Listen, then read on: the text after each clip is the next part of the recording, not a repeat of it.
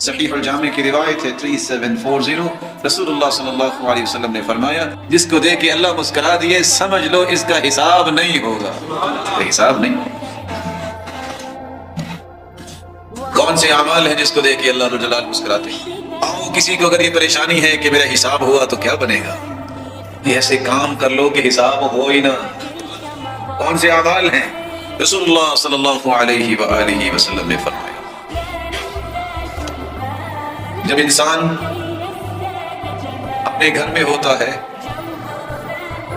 سردی بھی ہے، نرم و ملائم بستر بھی ہے، بیوی بچے بھی ہیں، یہ میں نہیں کہہ رہا، یہ اللہ کے رسول کے الفاظ کا ترجمہ ہے۔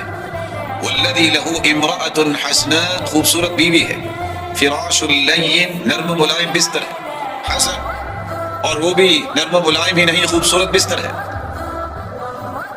یہ اٹھتا ہے، وضو کرتا ہے، اللہ کے سامنے تہجد کے لیے کھڑا ہو جاتا ہے۔ اللہ ذوالجلال فرماتے ہیں یہ چاہتا تو سویا رہتا۔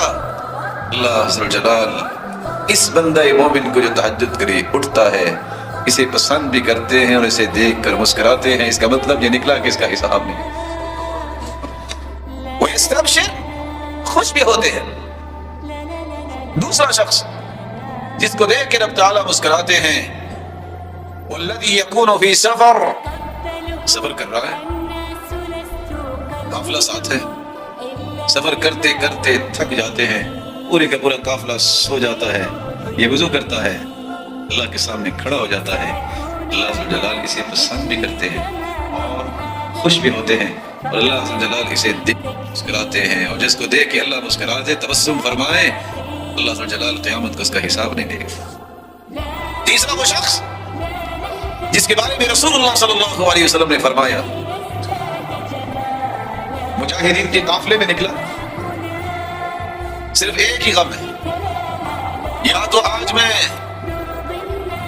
اللہ کی راہ میں شہید ہو جاؤں گا یا اللہ ذوالجلال کی نصرت اور مدد سے فتح یاب ہو جاؤں گا۔